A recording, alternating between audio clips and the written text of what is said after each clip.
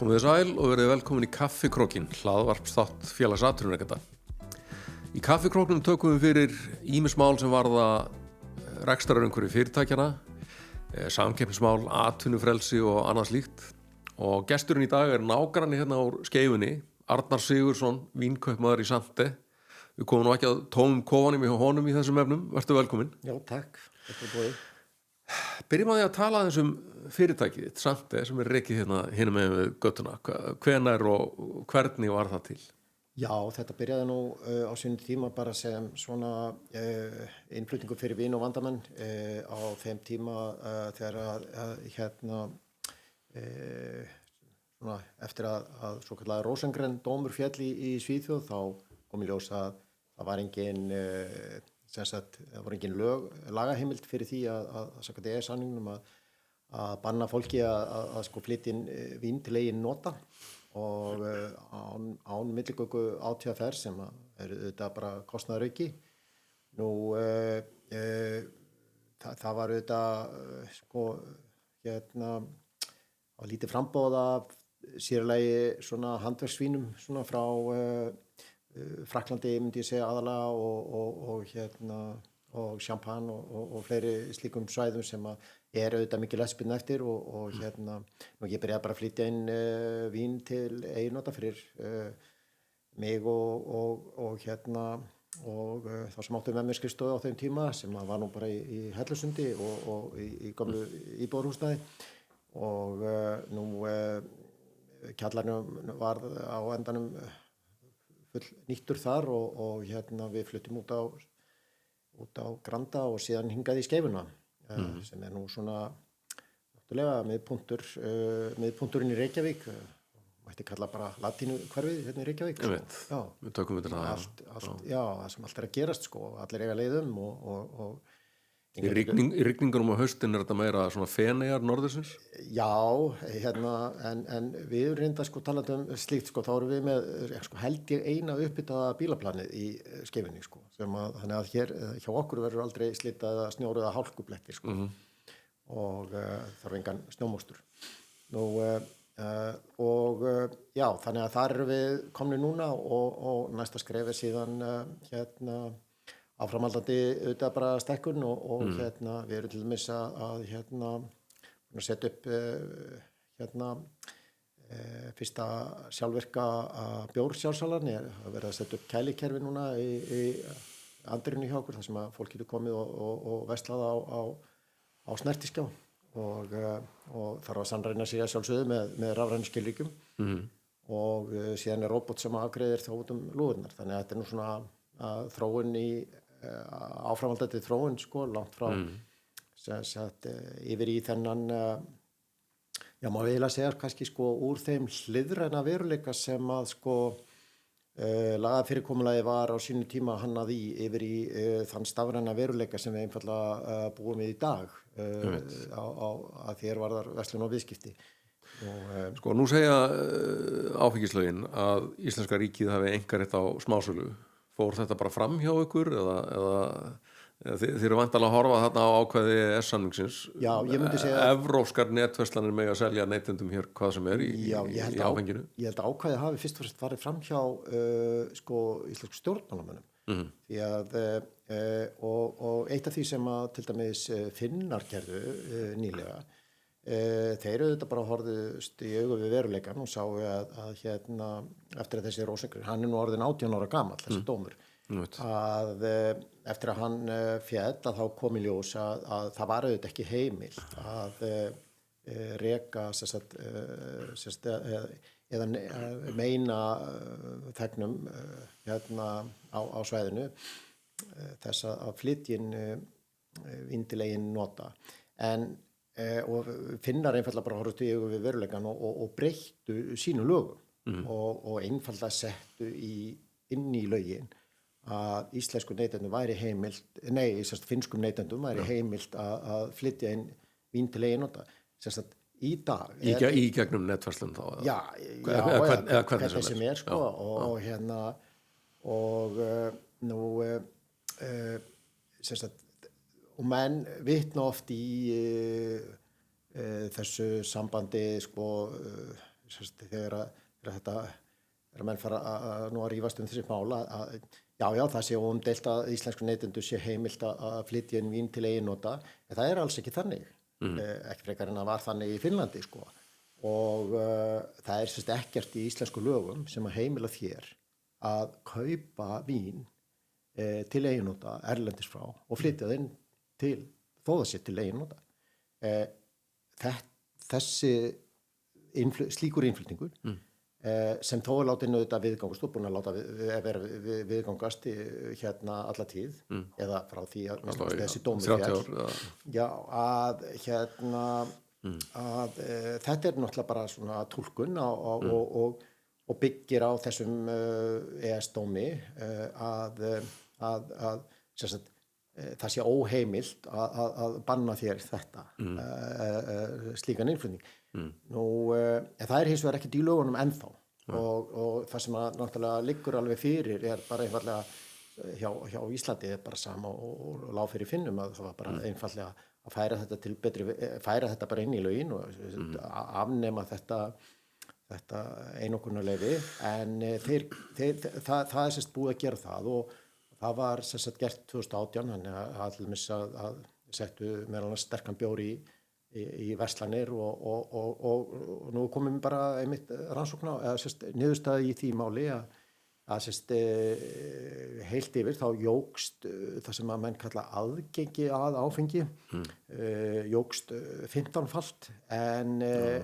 sölustofunum fjölgaði með þessu já og en auðvitað breyttist neyslan ekki neitt verslunin eða neyslan ræðst auðvitað bara af eftirspurn ekki endilega framboði og það náttúrulega í þessu sambandi alveg stór merkilegt og í raun og veru bara alveg rannsóknarefni jafnvel fyrir samtök eins og ykkar og fleiri að skoða bara hvernig menn gátu fengið það út með einhverjum hætti að framboð á einhverju tiltekinni vöru gæti bara sjálfkrafa kallað á eftirspurn. Og nú vitum við alveg að ef að það eftirspurn eftir einhverjum vörum eða þjónustu þá yfirleitt fylgir framboðið en þetta ekki öfugt sko. Nei. Og en þessu haldið fram eins og bara einhverjum vísindum sko. Að með öðrum orðum að ef þú myndir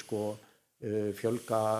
matvöruverslurum þá myndir fólk fara að borða meira. Það ekki að sjá í tölum Hagstofunnar síðustu ár að áfengisneysla hafi aukist eina þvert á móti þó að þessum sölustöðum eins og þínum hafi fjölgað. Já, sjálfsögðu og nú síðan þetta ýmislegt fleira sem hefur komið til og eins og til dæmis rafræn skilríki, ég meina þú til dæmis það apótekinn á hæðinni fyrir neðan og þú þarft að sannreyna hver þú ert að versla þar og þessi rafrænu skilríki sem að eru notuð nú þau virka og það vandræðilegasta auðvitað í þessu að þó að það sé hið opinbera sem að skaffi okkur þessa tækni að þá hið opinbera það eini aðilinn sem að hreinlega hafnar þessu sko. Þannig að til dæmis einokunarverslanir ÁTVR þær nota ekki rafrænt skilríki sko, nema í sinni netverslun en ekki í sínum venjulegu verslun. Sko, nú ég í þeirri stöðu hérna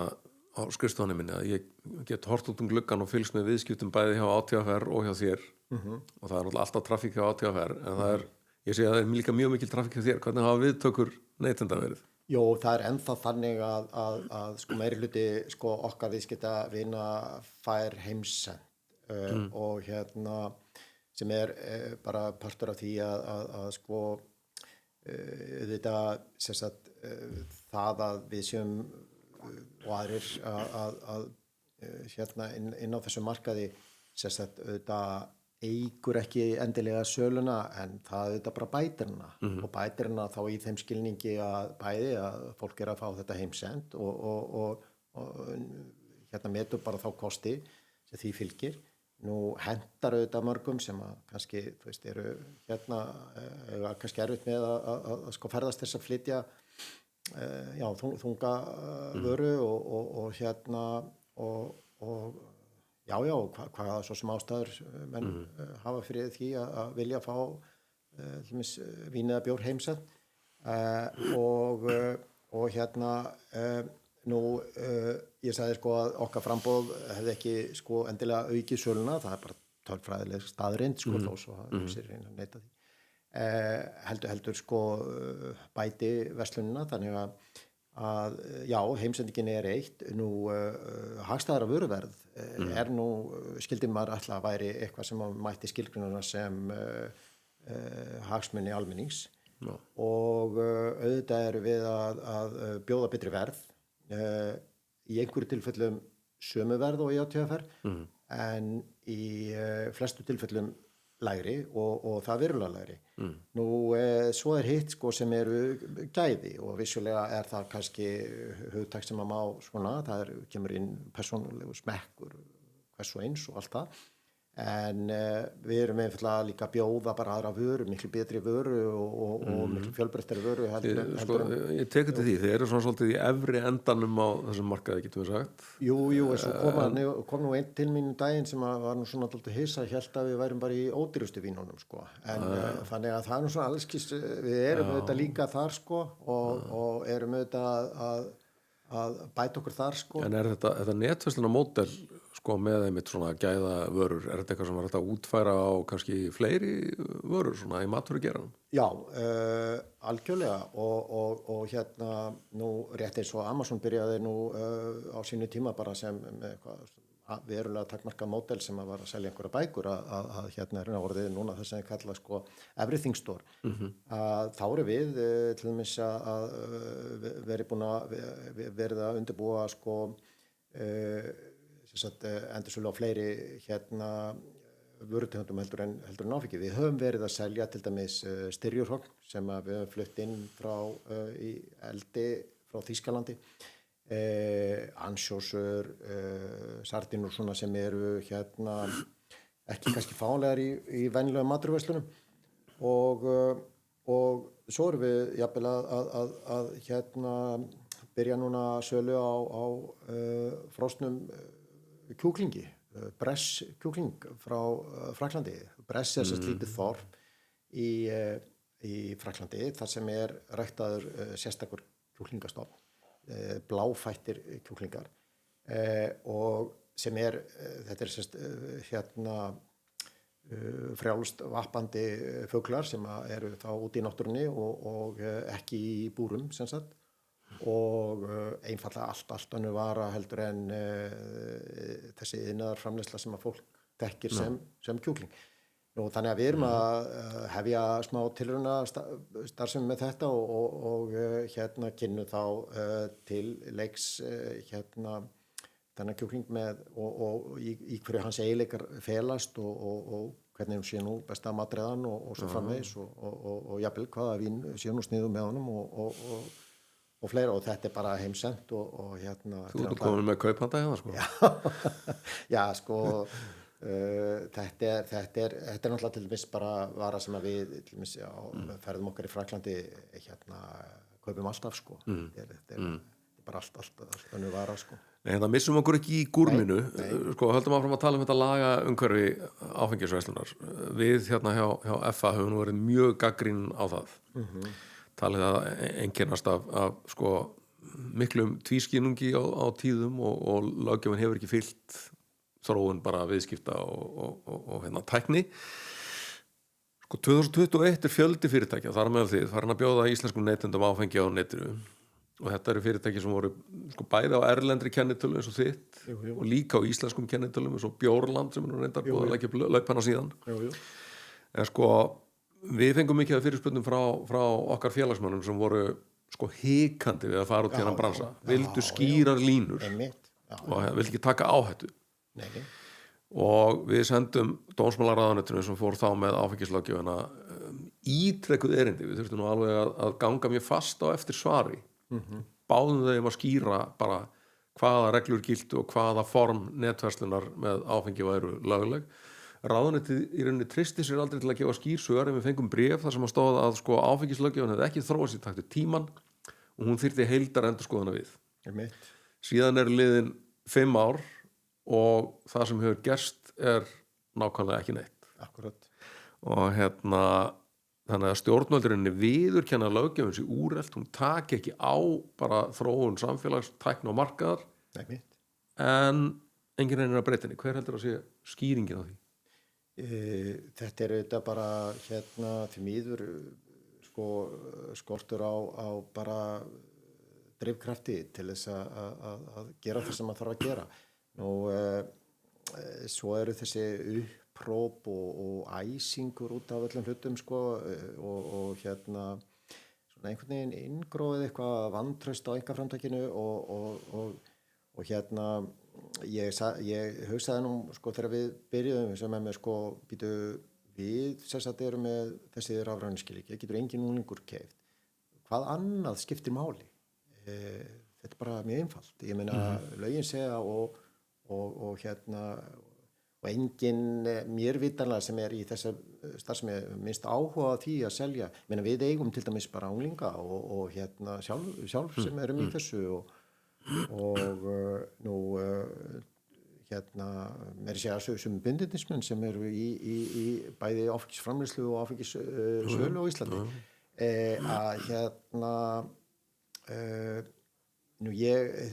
vandræðagangurinn held ég að stafi svolítið af því að fyrsti útgangspunktur alltaf að verja kerfið sem til staðar nú fyrir frekar heldur en að hugsa hagsmuni almennings og það auðvitað bara dálítið miður en þú getur reyndar farið lengra aftur í tíman heldur en 2021 því að árið 2014 þá lét ÁTVR vinna fyrir sig lögfræðiálit sem var náttúrulega ekki pantað af einhverjum aðilum eins og okkur heldur af Einokunarstofnuninni sjálfri og þar var niðurstaðan svo að þetta var samanburður á lagaumhverfinu á Íslandi og á Norðurlöndunum og þar var niðurstaðan svo að ef einhver skildi nú fara af stað með netverslun með áfengi að þá væri náttúrulega lögin afskaplega fátæklega á Íslandi og það þyrfti að herða lögin til þess að fyrirbyggja þetta ef til þess kæmi og notuðu orðin að byrgja þyrfti brunnin áður en barnið félli ofan í. Það það sem stendur í þessu áliti sem var unnið eins og segir fyrir ÁTVR og svo enga síður þegar eftir að við komum förum að stað þá ríkur sú stofnun fram og bara þetta sé lögin sé bara alveg skýr og það sé bara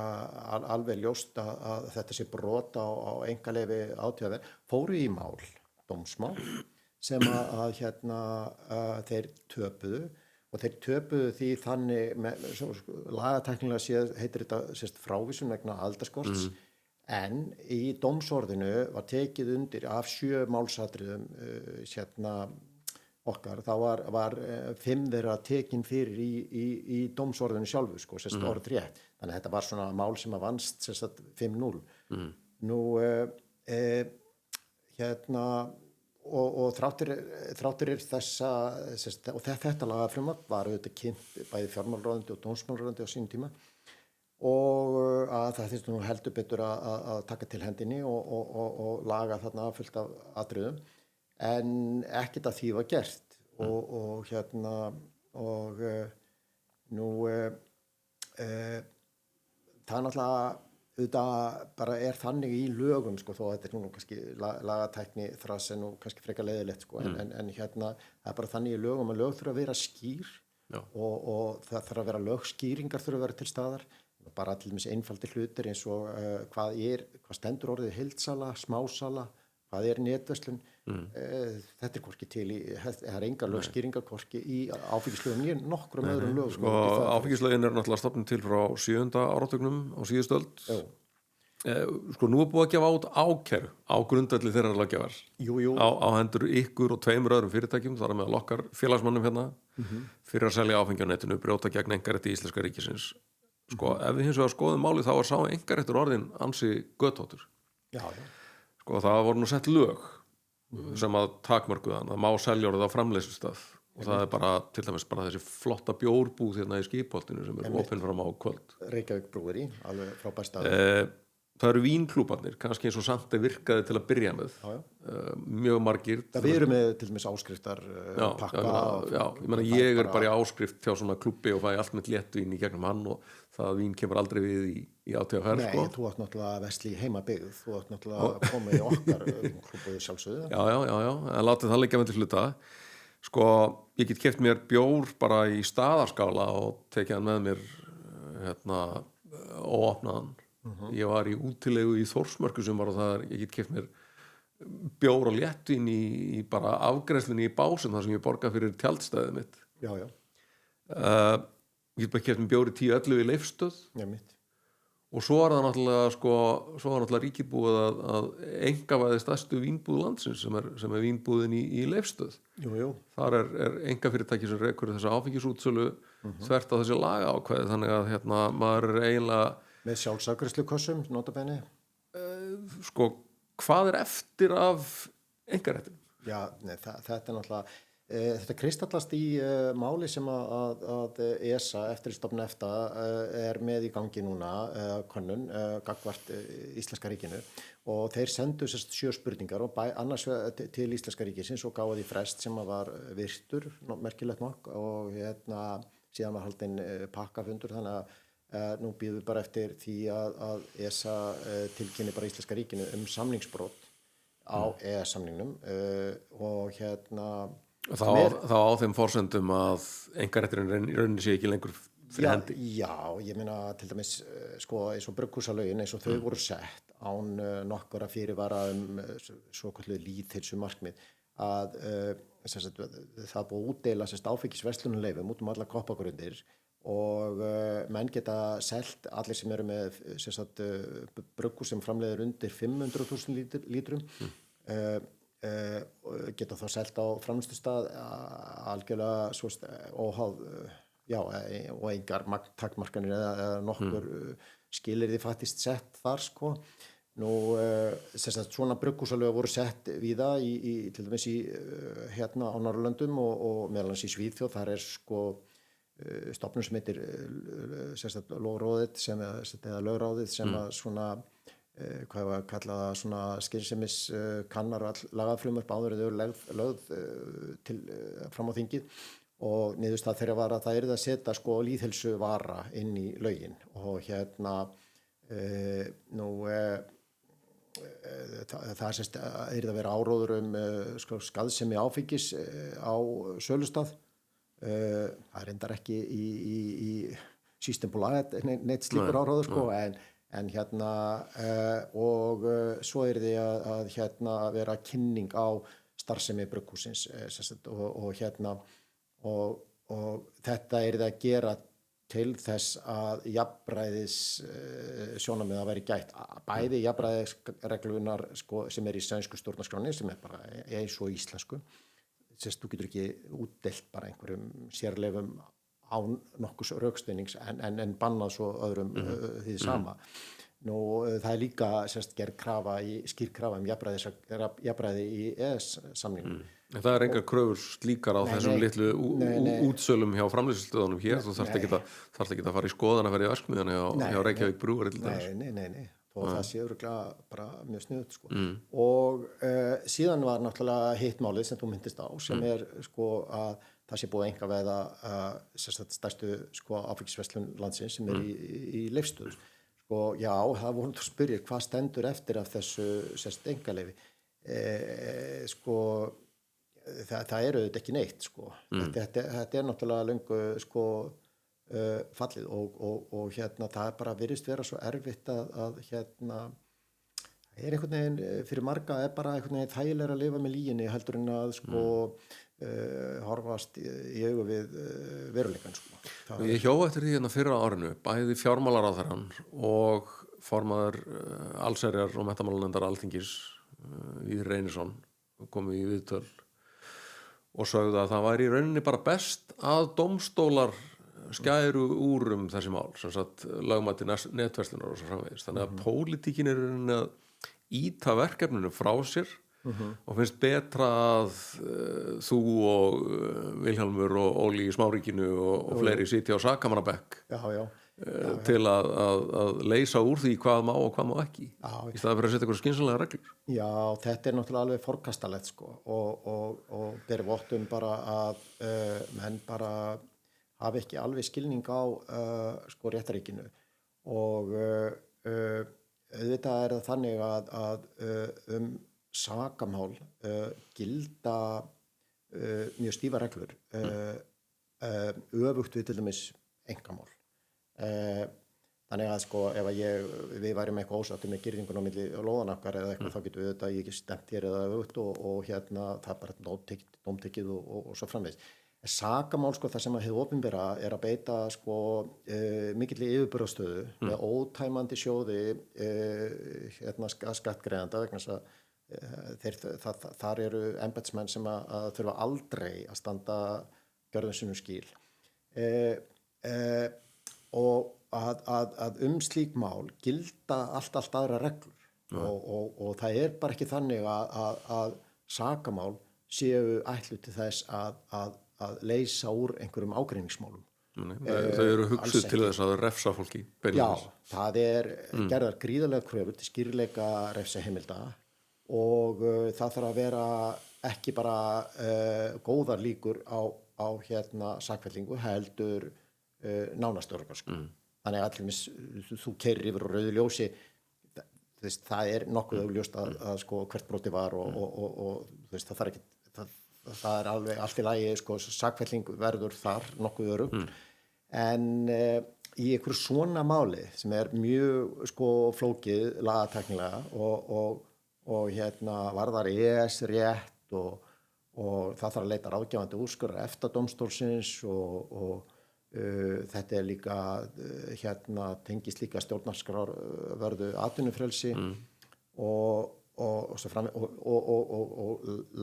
lögum sem sagt voru samin sko löngu fyrir dagan sko netverslunar þeir eru bara lög bara úr einhverjum svona analóg eða svona hliðrænum heimi sem á auðvitað ekkert erindi lengur í þeim stafræna veruleika sem við búum við í dag og samin þegar voru 2 áfengisverslanir í Reykjavík. Já, það voru nú reyndar 9 þarna sko lengst af sko og fyrir þá sem ekki hafa lesið sjálfsævisögu ÁTVR þá náttúrulega margt áhugavert þar til dæmis eins og þegar að sko eftir því sem að áfengisverslunum fjölgaði þá jókst áfengisneysla ekki það nú dálítið það nú svona merkilegt sko og að áfengisneysla á Íslandi það í sögulegu tilliti það ýmislegt áhugavert þarna að hún hefur farið sko tengst sko hagvexti þannig að sko þeim betur sem okkur vegnar þeim oftar skálu við sko það í gegnum tíðina verið tengingin sko en þetta sérst bara að en svo inn á milli eru þetta einstaklingar eins og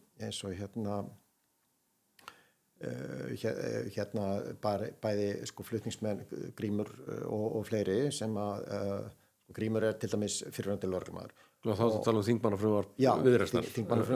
að leyfa netverslun. Já, og þegar hann kynnti það, þá einmitt hafði hann orð á því að sér hugnaðist auðvitað ekki að útkljá laga ágreiningsmál með sakamálum. Sko svona sakamál sko þó að sko þetta kostar sko sem sagt bara í héraði var kostnaður Smáríkisins komin í 10 milljónir sko tæpar og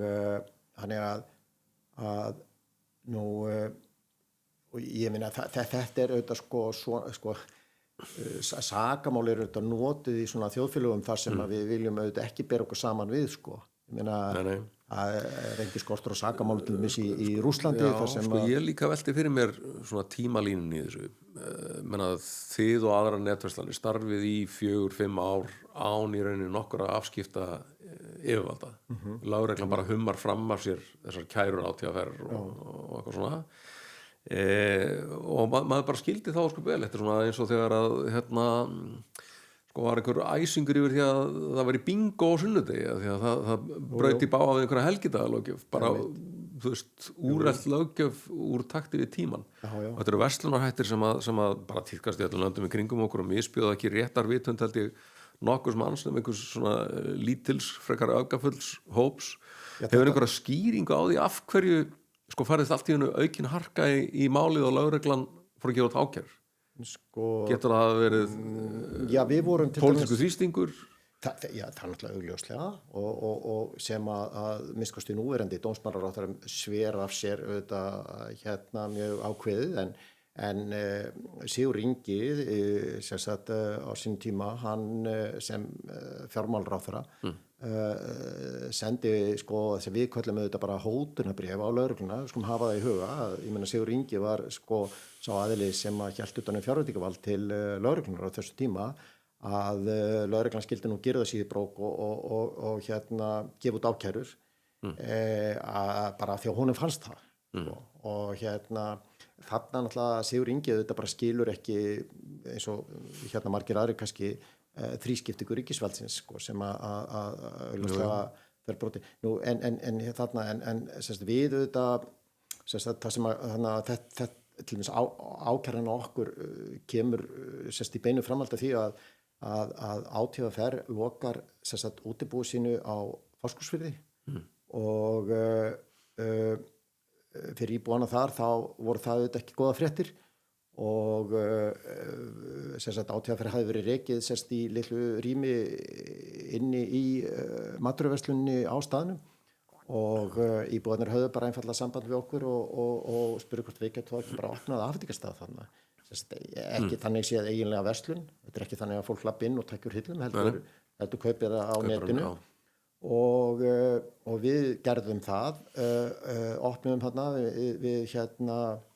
miklar bara vinsældir og almenna ánægju þarna á staðnum og íbúarnir á Fáskrúðsfirði þeir eru ekkert að biðja að einhverjir aðrir hafi einhverja skoðun og því hvort að þeir geti keypt sér versla í sinni heimabyggð. Nú þetta er bara líka vel, ég meina vörur úrvalið batnaði, afgreiðslan einfaldlega opin bara á sama tíma og matvöruverslunin og við greiðum þarna hluta á launum starfsmanns í versluninni og þannig að með öðrum orðum við erum að samnýta bæði húsnæði og vinnuafl á staðnum þannig að þetta er bara hagkvæmur rekstur heldur en sko var fyrir hjá hinu opinbera og nú vörúrval er náttúrulega miklu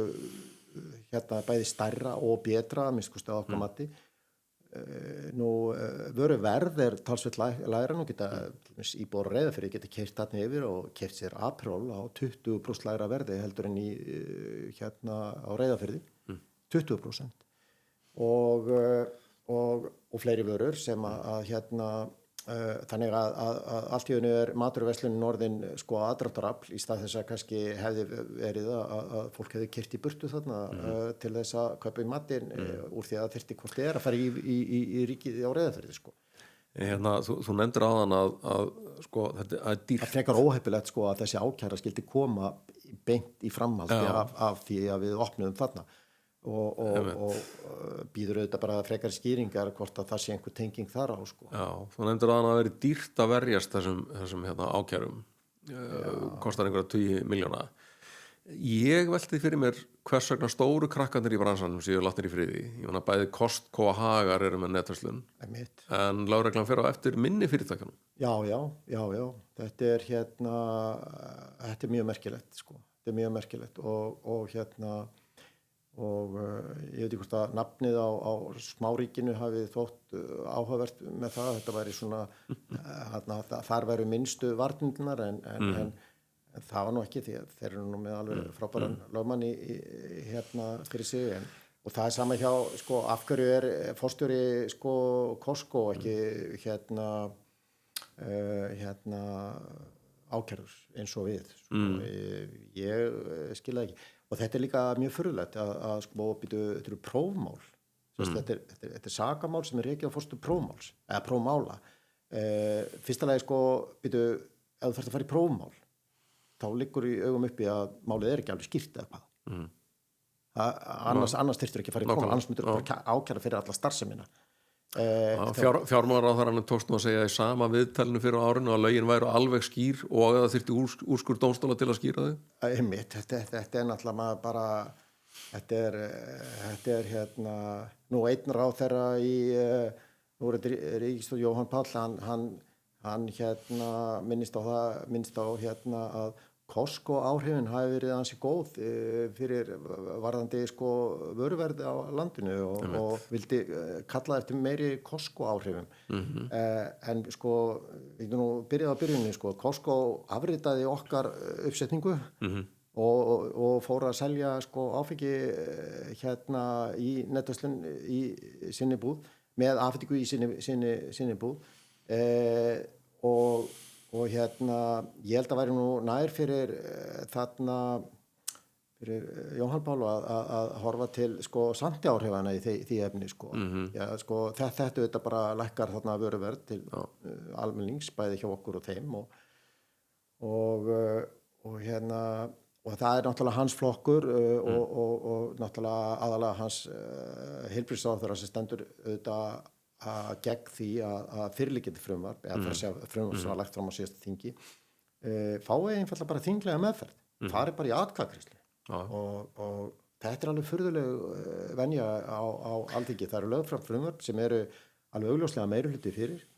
en þá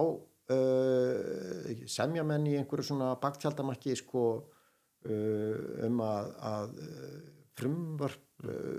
svona óþægileg frumvarp að þau fari ekki í atkvæðagreiðslu. Já, þetta er þetta frumvarp Viðreisnar. Það sem mér finnst undarlegt í því máli öllu er að Viðreisn á fjármálaráðherrann og það er hans hlutverk að laga löggjöfun. Áfengislöggjöfun heyrir núna undir fjármálaráðuneytið. En það eru þingmennir sem þurfa að leggja fram frumvarp sem ætti að vera stjórnarfrumvarp. Já, þetta er alveg furðulegt En við erum aðeins að svinga upp á tíman eitt samt áður en við hættum það eru svona lýðheilsurök notuð gegn netverslun með áfengi. Við erum búnir að ræða þetta með aðgengið og áhrif á neyslu. Fleiri sölustaðir þar að segja salan á netinu virðist ekki hafa aukið áfengisneyslu þessum árum sem eru liðin. Rök númer 2 eru þau að ríkið þurfa að hafa tekjur af áfengisölunni til að vinna að forvörnum og meðferð og svoleiðis hlutum. Og rök númer 3 eru síðan kannski að með netversluninni fái börn og ungmenni aðgang að áfengi sem hefði ekki annars. Hvað segir þessar 2 seinni punkta? Já, þetta er náttúrulega því líka endaskipti á veruleikanum. Ég meina það að herða aðgengismálin og herða skilríkjaeftirlit, það er til þess að letja fólk til skilríkjaeftirlit. Við erum með miklu betra og effektífara skilríkjaeftirlit heldur nokkuð tíman hið opinbera og nú varðandi þarna lýðheilsurökin aðgengið nú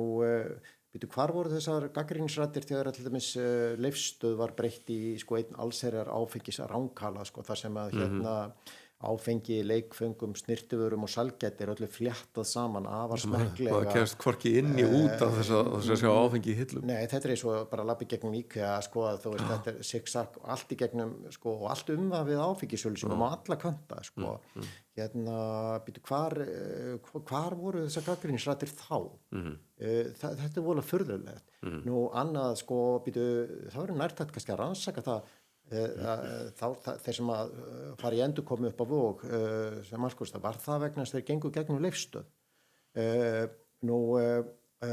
Þetta er hvar voru til dæmis þessar gagnrýnisraddir þegar að ÁTVR jók aðgengi með því að fjölga áfengisverslunum sínum upp í 52. Nú kemur kannski mörgum óvart en þar með setti Ísland enn eitt höfðatölumetið með mesta fjölda áfengisverslana í heimi. Sú staðreynd nota menn sem rök fyrir því að skert aðgengi hafi þýtt að við drekkum minna vín heldur en aðrar þjóðir. Að vera með flestar verslanir,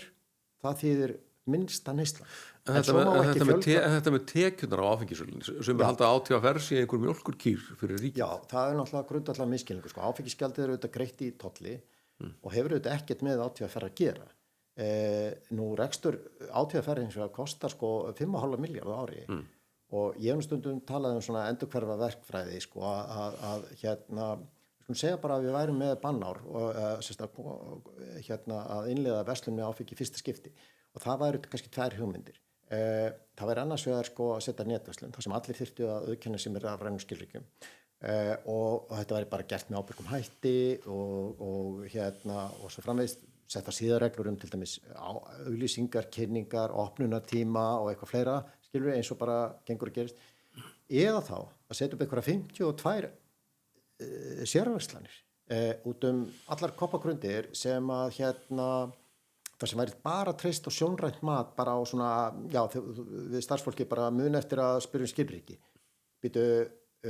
Og sem sagt 52 verslanir, þessi óendisrekstur ÁTVR kostar sko 5,5 milljarð á ári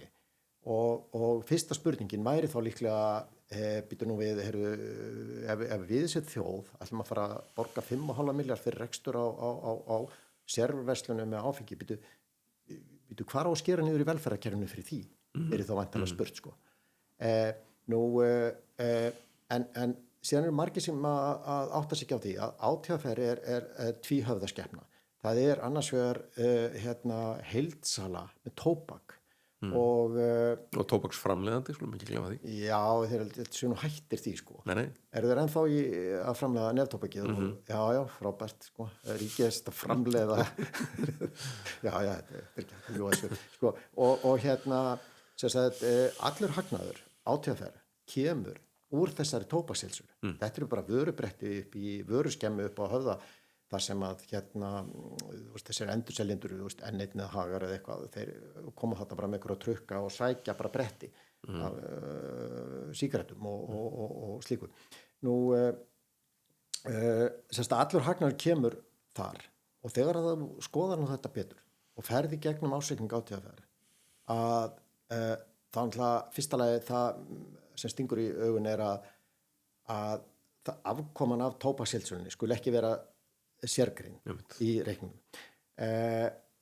Og hvers vegna ósköpunum við sem eigum þessa stofnun megum ekki vita hver afkoman af henni er. Í 2 gerólíkum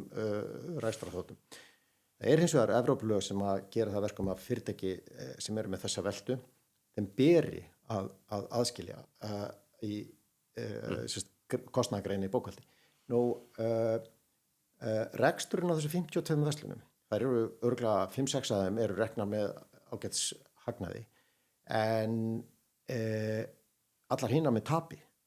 Og þannig að hið opinbera myndi greiða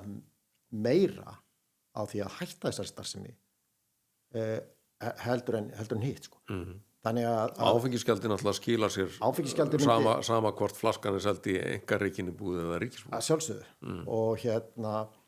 nú, það er fleira náttúrulega sem stingur í augun sko að það til dæmis eins og stjórnunarkostnaður ÁTVR sko, þetta eru 500 milljónir á ári. 500 milljónir. Og þetta fyrirtæki flytur ekki vörur. Það er síðast í gáði þá var meðaltali 1 starfsmaður í útlöndum aðra hverja viku, allt árið kring. Og þetta er náttúrulega algjörlega fráhætt sko. Þannig að nei,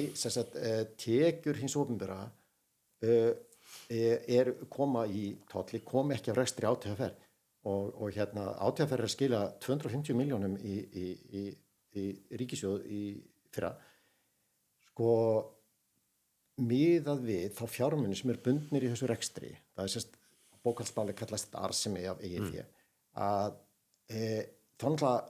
er miklu skynsamlegra að leysa bara upp fyrirlagið og stofnunina og greiða niður ríkisskuldir sem eru bundnar fyrir það fé sem er bundið í rekstrinum. Nú, Já, þannig að hérna, já, þetta er náttúrulega sko, auðvitað margir sem að miskilja þetta sko, að halda að átíðaferð sé beinlínis bara er ekki bara Vog eða eitthvað sko, en ég hef líka sagt sko að þú veist, allir þeir sem hafa ferðin á Vog þeir hafa farið þar inn sko,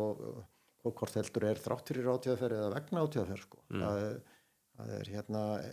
engin tenging, þetta er ekki skaðaminkandi sko verslunarform og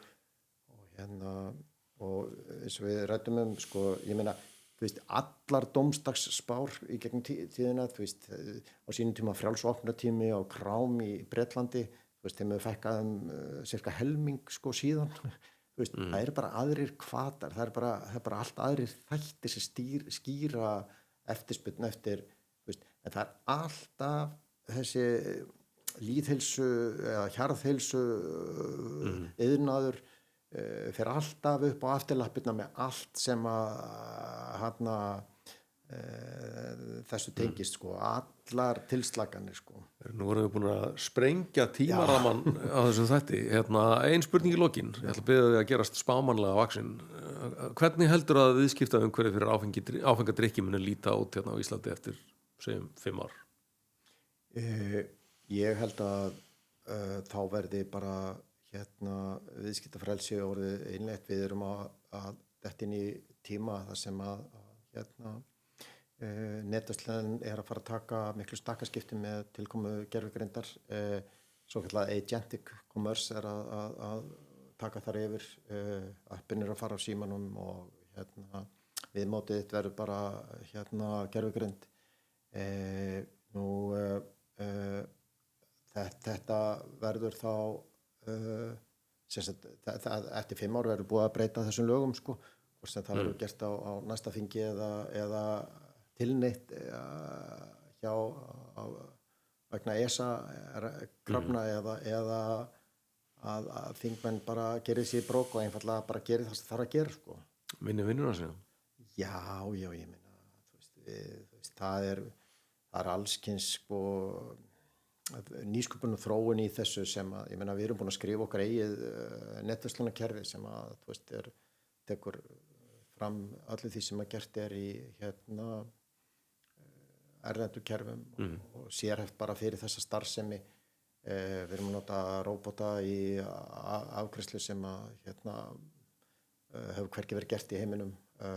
og við erum til dæmis að sko, við erum með viðskiptavini í 5 löndum. Við erum að selja vín til útlanda sko. Það kemur nú ávart sko, að aðalega léttvín sem er svona mikil eftirspurn eftir sem er bóltið svona, já, svona skammtað út og meira að segja við höfum ekki einu sinni haft fyrir því að fyrir það sko að endurheimta áfengisgjaldið af þessu, þetta eru kannski vínflöskur sem kostar kannski 200.000 flaskan og áfengisgjaldið er 1100 krónur að við hefum ekki einu sinni hýrt að sko fá að endurgreitt, þannig að við erum höfum einhverju leyti hent fyrir einokunarverslun Dana með því að sko skattleggja Dani óvart núna, það er óvitandi sko, ætti fjármálaráðherra ætti að vera ánægður með það sko. Þetta eru ljómandi gott spjall hjá okkur, Arnar. Þakka þér kærlega fyrir komuna og gangiði vel að verjast ríkinu í þessu dómsmáli. Já, takk fyrir það.